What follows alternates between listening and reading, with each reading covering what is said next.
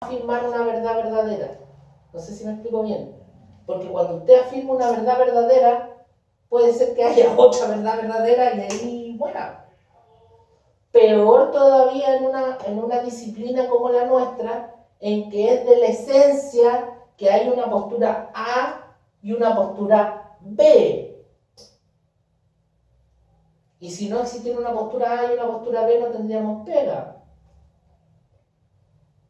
Y si no existieran los debería, no existiría la palabra debería. ¿O no? Oh, ya, al final no me de nuevo. Trataremos solo en términos aproximativos. Solo en términos aproximativos señalaremos que existe una cadena de objetos y su inversa de la causa. Tomaremos solo los contratos en este ejemplo, ya que es muy complejo aplicarlos a todos los actos jurídicos. Cadena del objeto. Ya, ahí estamos, ¿cierto? La voluntad tiene por objeto un contrato. Este contrato tiene por objeto crear una obligación. Esta obligación recae en, es decir, tiene por objeto una prestación. Esta prestación o conducta debida del deudor recae en un hacer o no hacer un hecho lícito, servicio o dar alguna cosa. Y ahí la pregunta sería, ¿para qué? Ahí habría que agregarla ahí en el texto. La pregunta aquí es, ¿para qué? Entonces, ¿para qué contraté? No, perdón. ¿Qué estás haciendo? Estoy contratando. ¿Y para qué haces esto? Para contratar. ¿Y para qué te contratas? Para obligar. ¿Y para qué la obligación? Para la prestación. ¿Y para qué la prestación? Y ahí cae en la cosa o en el hecho. O la abstención. ¿Vale? Sí. Cadena de la causa. ¿Por qué tengo que hacer o no hacer este servicio o dar esta cosa? ¿Por qué es la causa de aquello? No, ahí está en afirmativa. No es pregunta. ¿Dónde? Cuando seguía. ¿por qué es la causa de aquello? Léala de no. Me reí. Sí. La cadena de la causa. ¿Por qué tengo que hacer o no hacer este servicio o dar una cosa? Porque la causa de aquello, prestación, es que te obligaste. Ahí está la respuesta. Claro. ¿Por qué tengo que hacerlo o darlo? Porque la causa Porque de aquello es que te obligaste. ¿Ya? ¿Qué más? ¿Por qué nació esta obligación? Porque celebraste un contrato. ¿Y por qué celebré este contrato? Porque quise, o sea, es igual a la voluntad. ¿Se entiende? Y aquí la pregunta es, ¿por qué?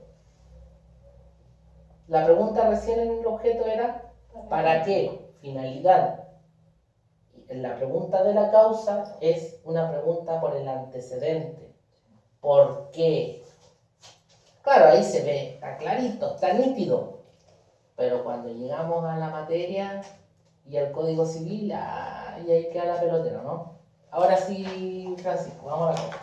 No vamos a saltar el objeto porque considero yo que es más fácil que ustedes aborden el objeto y si tienen alguna duda lo resolvemos la próxima semana y prefiero que veamos la causa con un poquito más de detención ahora, ¿ya? A menos que... Vamos a terminar con la lectura de esto y vamos a hacer una pausa, ¿les parece? Sí. ¿Ya? Dele. Ya. La causa y la causa lícita. Ya. Por una parte está la causa. Por otra está la causa lícita. Una a secas es requisito de existencia. y la otra Requisito con de apellido. Requisito de validez. Ya. Si falta esta, no hay. No hay acto jurídico. Perfecto. Y si esta hay presencia de esta causa ilícita, ¿cuál es la consecuencia jurídica? Hay causa jurídico, pero sale viciado como consecuencia de la nulidad. Puede ser Exacto. anulado. No. Exacto. La consecuencia jurídica es que es nulo. No, puede ser anulado. Eso es. La consecuencia jurídica es que es anulable. ¿Y cuándo va a ser nulo? Cuando lo declare el juez. Perfecto. Excelente. Bien, me alegró la tarde. ¿Le damos? Se salvó, se salvó con efecto ultra activo. Ultra activo, es lo que debe decir ultra activo. Ya, démosle. Generalidad. La causa es un requisito de existencia. La causa lícita, un requisito de validez, cuya omisión se sanciona con la nulidad absoluta. La causa es una de las temáticas más complejas del derecho civil. Ahí está. Pero apréndase.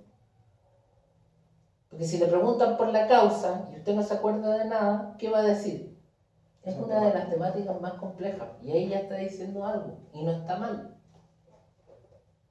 Ahora, si le preguntan qué es un derecho personal y ustedes salen, no, es una temática muy compleja, ahí sí que es chamullo.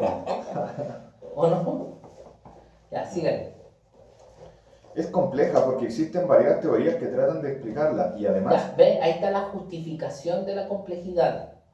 ¿Por qué es complejo el tema de la causa? Porque hay muchas teorías que la explican. Primera razón de por qué es compleja. Segunda razón de por qué es compleja. ¿Sí usted, Claudia? Y además porque ésta se confunde con el objeto. Incluso, Existen posturas doctrinales que niegan la existencia de la causa como requisito del acto. Se confunde también la causa de la obligación con la causa del acto o contrato. En definitiva, es como señalamos una materia muy compleja. y ahí tienen una serie de razones de la complejidad. O sea, esto no es arbitrario.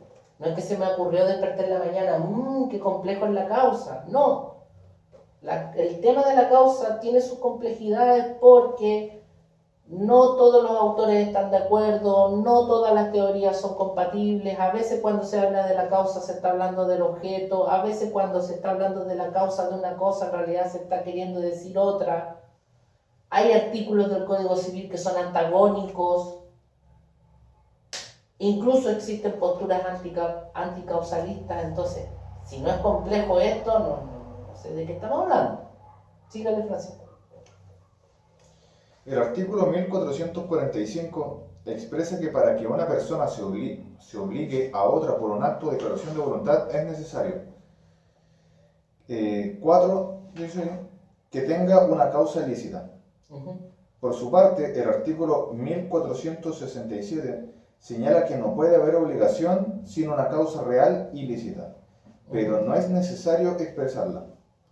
Por regla general, y aquí les voy a contar yo un caso anecdótico del Código Civil. Por regla general, la causa no es necesario expresarla. O dicho de otra manera, no es necesario decir por qué contrato, ni para qué contrato, ¿cierto? Porque se dice, la causa se presume, está presente, existe, ¿ya? Pero, no está en el texto, anótenlo ahí. Hay un caso que está en el artículo 1454, inciso segundo. ¿Cómo era el...? Artículo 1464, inciso segundo. En donde sería un caso de excepción excepcionalísima, en donde sí es necesario decir la causa. Y ustedes van a decir, pero ¿cómo? Y les voy a probar que esta materia se la saben, pero ni se les pasó por la mente. Vamos a hacer un paréntesis acá con la causa, ¿ya? Pónganme atención. El error sería un requisito de validez de los actos jurídicos, ¿cierto? Como el error. ¿El error? ¿No? Como el error un requisito de existencia. No, de validez. ¿Cuál es el, perdón, de validez? ¿El error? ¿O la falta de error? La falta de La falta error. La falta de error. Entonces, el consentimiento voluntad acertado sería el requisito. Si hay presencia de error, entonces podría ser anulable, ¿cierto? Sí. Ahí sí, ya, bien. Ese error, para que vise el consentimiento, y ahí de nuevo empieza la pelotera de, qué sé yo, que también el error es un tema complejo, lo vamos a ver un poquito más rato, pero estoy contextualizando para que me entiendan el ejemplo. Existirían, ¿cierto?, la primera clasificación de error, que sería el error de derecho y el error de hecho. El error de derecho, ¿cierto?, no tiene consecuencias jurídicas, salvo en el caso del pago no debido, ¿cierto? Y el error de hecho lo clasificaríamos en tres: en error sustancial, perdón, en error esencial, obstáculo u obstativo, error sustancial y error accidental, ¿cierto? El primer tipo de error, este error obstáculo, obstativo, que es tan fuerte, algunos señalan que incluso no sería requisito de validez, o la falta de este no sería un tema de validez, sino que sería un tema de existencia, porque como no se logra formar el consentimiento, la sanción no podría ser la nulidad relativa. Y ahí está la discusión de si es que la falta de se sanciona con la inexistencia, con la nulidad absoluta por ser tan fuerte, o incluso con la nulidad relativa. Ese es el problema del error esencial. Lo podemos repasar. El error que sí vicia el consentimiento es el error sustancial, ¿cierto? Y el error accidental no vicia el consentimiento, ¿cierto? No lo vicia. ¿Cuándo vicia el error accidental el consentimiento? Cuando ese error accidental se convierte en sustancial, ¿cierto? Y a esa hipótesis se refiere el inciso segundo del artículo 1454, que yo se los voy a leer ahora y se los voy a mezclar con la causa. Dice: el error acerca de otra cualquiera calidad de la cosa no vicia el consentimiento de los que contratan, sino cuando esa calidad es el principal motivo. Cuando esa calidad es el principal motivo de una de ellas para contratar y ese motivo ha sido conocido de la otra parte. Entonces, pregunta, ¿es necesario expresar la causa? No, a menos que tú quieras contratar, por ejemplo, la compraventa de una silla verde y no una silla azul. Y ese motivo tendrías que expresarlo. Yo quiero una silla verde, porque el color de la silla en principio es un tema accidental. ¿Se entiende? ¿Se entendió esto de que este sería el único caso en donde sí habría que expresar la causa? Volvamos. Un paréntesis. Sígale. Y entonces, por su parte, el artículo 1467 señala que no puede haber una obligación sin una causa real y lícita, pero no es necesario expresarla. A menos de este caso que hablamos recién, ¿cierto? La pura liberalidad o beneficencia es causa suficiente. Y aquí viene la supuesta definición legal. ¿Ya? ¿Definición legal de qué? No sabemos todavía, léala, a ver. Se entiende por causa el motivo que induce el acto o contrato. O sea, la voluntad, el motivo psicológico, quizá, pues por eso algunos dicen causa-motivo, ¿ya? Sígale. Y por causa ilícita, la prohibida por ley o contraria a las buenas costumbres o al orden público. Pero ahí va el objeto, porque si dice prohibida por ley, entonces hay objeto ilícito. ¿Me entiende que la definición es compleja en sí misma? Sígale. Así la promesa de dar algo en pago de una deuda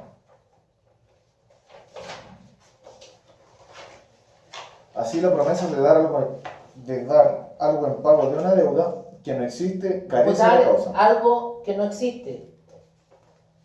Eso es falta de objeto. Pero el código lo está dando como ejemplo de falta de causa.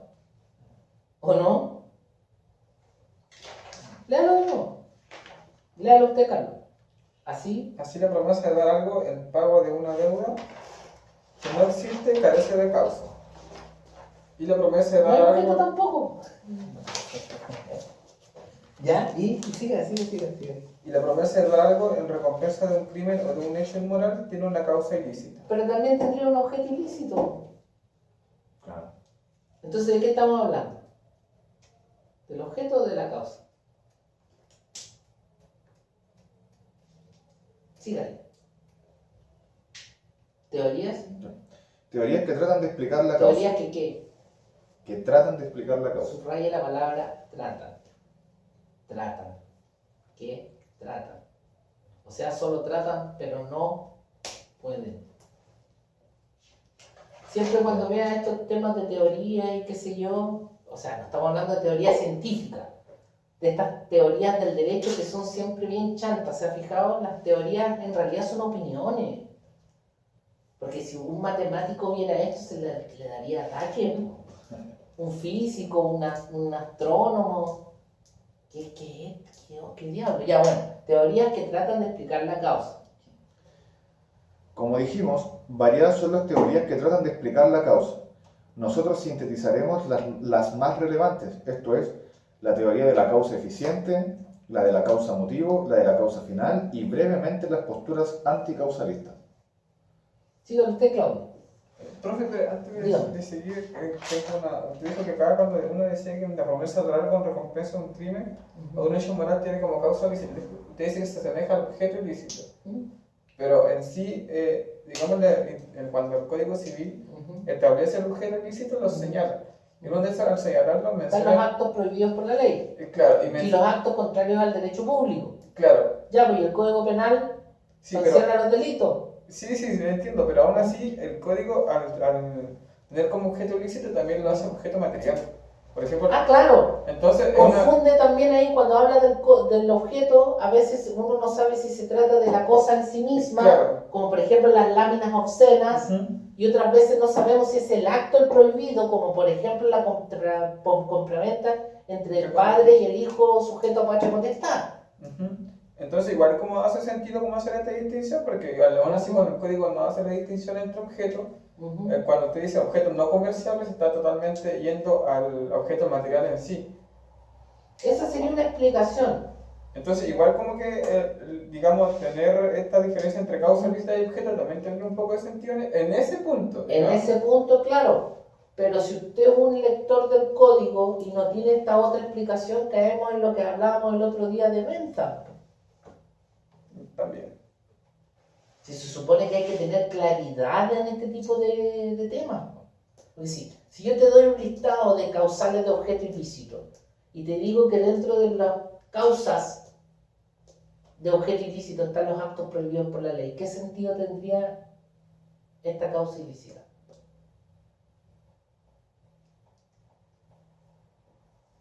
Salvo que tú dijeras, ah, no, es que es la promesa, no el acto en sí mismo. Pero es muy difícil. Mira, creo yo que tal vez un ejemplo real de causa ilícita distinta del objeto ilícito podrían ser todos los casos de lavado de dinero. Los contratos vinculados al lavado de dinero. ¿Se entiende? Porque se arma todo un negocio, ¿cierto?, con el objetivo de lavar dinero, ¿cierto? El motivo es la... ¿Se fijan? Entonces ahí, pero tendríamos que dar una vuelta, modificar el código. A ver, aquí vamos con esto. Lo que dice Calva es efectivo. Puede haber ahí algún tipo de tratar de buscarle la quinta pata al gato, porque eso estamos tratando de hacer. Pero si nosotros leemos el Código Civil completo, en la parte del objeto y la parte de la causa, no vamos a quedar como muy tranquilos. Y eso mismo que decía Andrés Bello en el 19, cuando el sentido de la ley es claro, bueno, aquí el sentido de la ley no está muy claro. ¿Me entiendes? Ahora, está bien, lo que tú estás señalando está bien, pero no deja de tener fuerza el argumento con el que partimos. Y el argumento con el que partimos es que en estas materias el código no es particularmente prístino. No, sí, eso estoy claro. Lo que pasa es que era como una distinción entre, en sí, para el objeto ilícito tenemos una institución, digamos, que solamente afecta a eso. No se confunde con una causa ilícita. Entonces, igual como es complejo el tema, sí, pero en ese sentido como da un poco de razón en separar esta causa como existencia y objeto también. O sea, dos instituciones totalmente diferentes. El tema es complejo, sí, pero en sí da un poco de razón tener estas dos instituciones separadas. Por ejemplo, de que se confunda la causa y el objeto son distintas instituciones. Pero en ese sentido, cuando se va al objeto material, no cabe la causa, porque estamos hablando de un objeto en sí. Ahí, pero sigamos con las teorías. Y ahí vamos a volver al problema de qué estamos hablando, si estamos hablando de la causa del contrato, del acto, de la obligación, del objeto, de qué sé yo. Es que ya desde la perspectiva de la relación jurídica, la relación es intrínseca. ¿A qué se refiere con lo que estamos hablando? Porque si ya hay una descripción normativa que de forma indirecta está prohibiendo, por último, obviamente que va a haber una relación intrínseca entre objeto ilícito y causa ilícita. Porque al yo saber que hay una descripción normativa que de una u otra forma me está prohibiendo, yo quiero, por ejemplo en el caso del lavado de dinero, yo quiero, no sé, Poner un motel. poner un motel, ¿ya? ¿Para qué? ¿Cierto? Es un clásico poner Sí. un motel. ¿Sí? Porque nadie va a ir a fiscalizar cuántas parejas tienen. Bueno, un motel no, muy duro. Una cancha de baby fútbol. Una cancha de pasto sintético. Claro. ¿Va a ir alguien a fiscalizar cuántas veces van a jugar a la pelota en esa cancha? No, pues usted podría ponerse y llenar boletas. Claro, pero que ¿o esto se analiza desde la perspectiva del sujeto que realiza. Estoy dando ideas. Tengo dos ya. No vamos a hacer público el video. Pero se analiza desde la perspectiva del sujeto que realiza el acto, que manifiesta la voluntad del acto, y siendo así, desde la perspectiva de la relación jurídica, claro que la relación es intrínseca. Ya, pero si la pregunta es cómo vamos a anular estos actos, ese es el brillo. Si acuérdense que el objetivo de esto no es descubrir la quinta esencia de este asunto, sino que saber cuándo podemos demandar. En el caso de las canchas de baby fútbol o de pasto sintético, lo que sea, podría, porque acuérdense que la acción de nulidad absoluta, ¿quién la tiene? Cualquiera que tenga un interés actual y pecuniario en ello. La Fiscalía Judicial, que está en la Corte de Apelaciones, y el juez de oficio, ¿o no? Sí. La pregunta es, ¿cuántas veces ha pasado eso? Que por causa ilícita se anule de oficio un acto contrato. Si para allá vamos. No sé si esta no es una discusión meramente académica. En la época de la escolástica, los doctores en teología alcanzaron a discutir cuántos ángeles cabían en la punta de un alfiler. Y hay tratados y qué sé yo, no estoy bromeando, no es broma. Bueno, aquí no estamos tratando de ver cuántos ángeles caben en la punta de un alfiler. Se supone que esto tiene que tener algún efecto práctico. Pero el efecto, aunque sea objeto y causa ilícita, es la nulidad absoluta. Sí, claro. Entonces por eso le decía recién que las finales daban lo mismo si era objeto o causa. ¿Me entiendes, no? Y por eso las finales me terminaban toda la razón. Porque si nosotros, por ejemplo, nos tiráramos por objeto ilícito, nos debiera ir bien. A lo mejor podríamos poner en la demanda objeto, coma, y causa ilícita para, como, digamos así, reforzarlo. El lío. Claro, pero eso es desde el punto de vista forense, del ejercicio de la práctica profesional.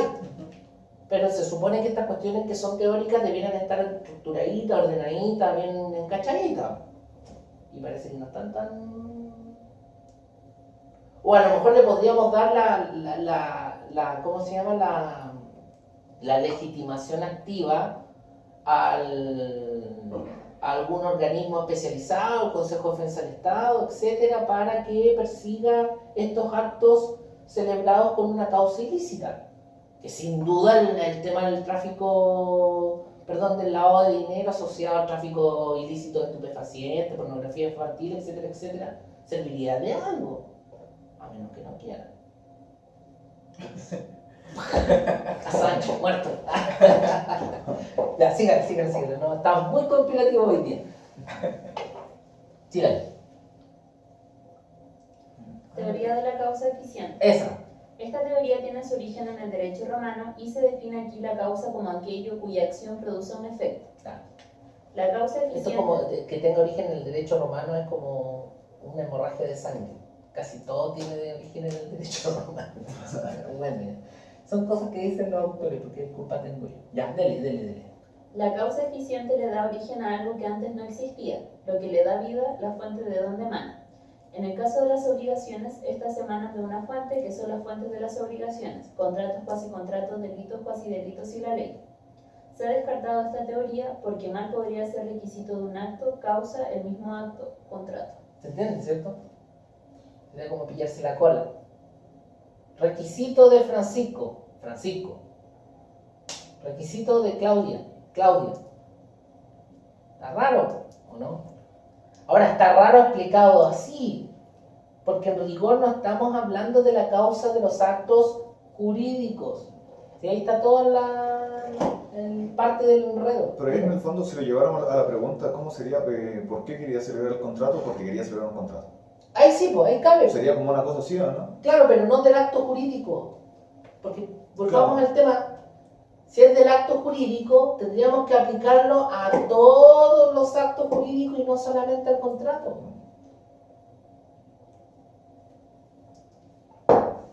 Porque en el caso de la tradición, que es un acto jurídico, ¿o no?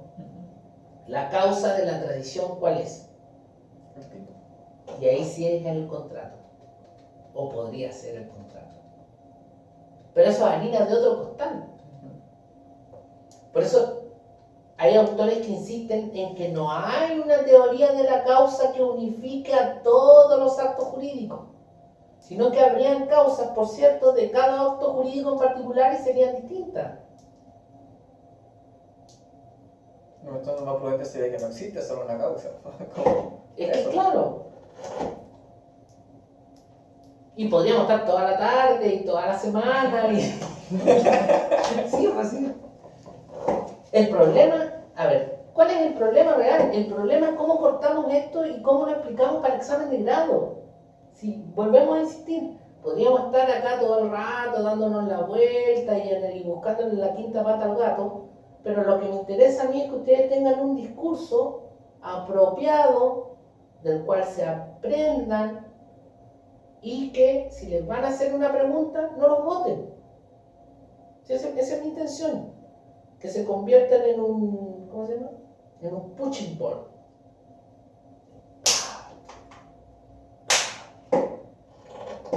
O un mono porfiado, si quieren. Que le dan un come y se para de nuevo. ¿Entienden?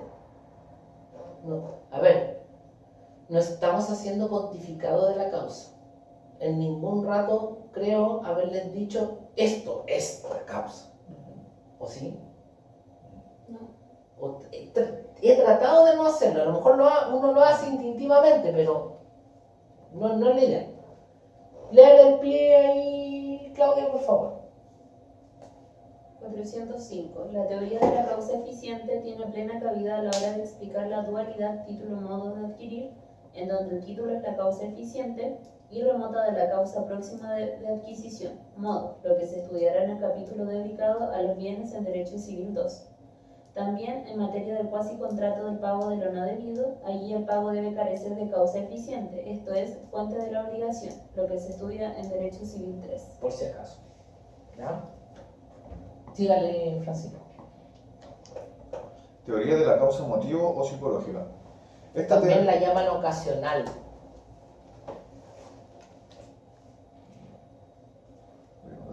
Y le ponen teoría. Yo le cambiaría toda esta cuestión y le pondría opinión. Pero le gusta al leguleyo, le gusta regurgitar. Y ahí es cuando me acuerdo de Bentham. El interés siniestro. Dele. Entonces, esta teoría expresa que la causa es el fin lejano y variable del acto, y es de carácter psicológico. De esta manera, las causas de un acto serían muchísimas. Los partidarios de esta teoría la sustentan en la expresión utilizada por el Código Civil en su artículo 1467, inciso segundo. Se entiende por causa el motivo que induce al acto o contrato.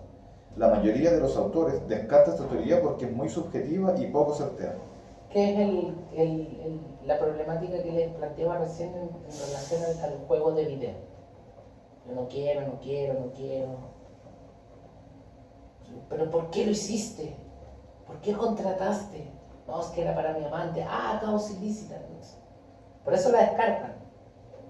¿Vale? Pero pareciera ser que, o sea, no pareciera, dice clarito, se entiende por causa el motivo que induce al acto. O sea, Artículo 20.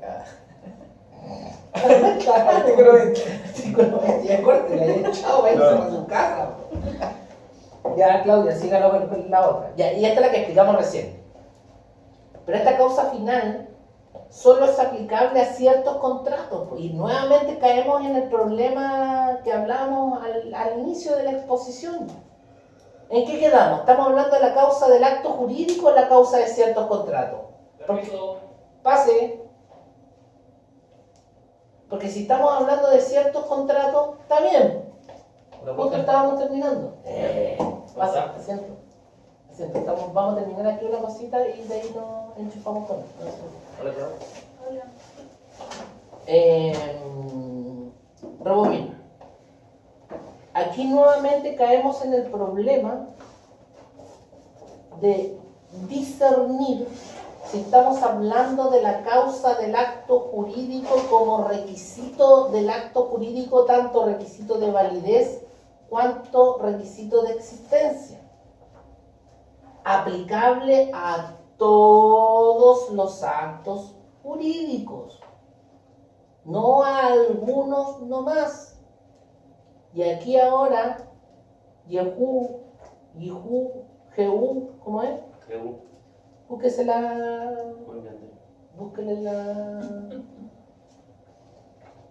la página. Busca el 405 El pie 405, para que se enchufe. No tiene página esta cuestión. Hay que ponerle. No está la causa. ¿Puede leer sin lente? Yo, sí. Ah, ya. No, si el problema es de lejos. Ah, ya. 405, digo.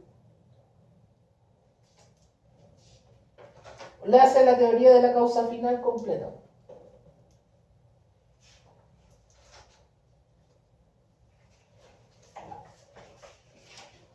Teoría de Pero la antes de causa. que empiece, voy a repetir.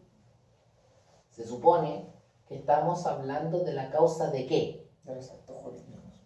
Estamos hablando de los actos jurídicos, ¿no? Luego, si es de los actos jurídicos, debiese ser universalmente aplicable a cualquier especie de acto jurídico. Y ahora GU va a leer y vamos a ver si en realidad se está refiriendo a todos los actos jurídicos o a una especie particular de actos jurídicos que es el contrato, y a algunos contratos en particular más encima, ni siquiera aplicable a todos los contratos. ¿Me sigue la idea, cierto? Esa es la, digamos, la crítica soslayada, porque ojo, la teoría de la causa final es la que aplica la mayoría de los autores. Si le llegan a preguntar, bueno, ¿y cuál es la que más se aplica? Esta. Y usted aquí no tiene que entrar en pelea consigo mismo, usted tiene que explicarnos, ¿vale? Ahora sí, don Joe. Teoría de la causa final. La teoría de la causa final es la más aceptada por la doctrina nacional. Le hace el pie. La razón para esta posición estaría en la historia fidedigna del Código Civil. El Código francés de 1804 y las doctrinas imperantes a mediados de la centuria decimonónica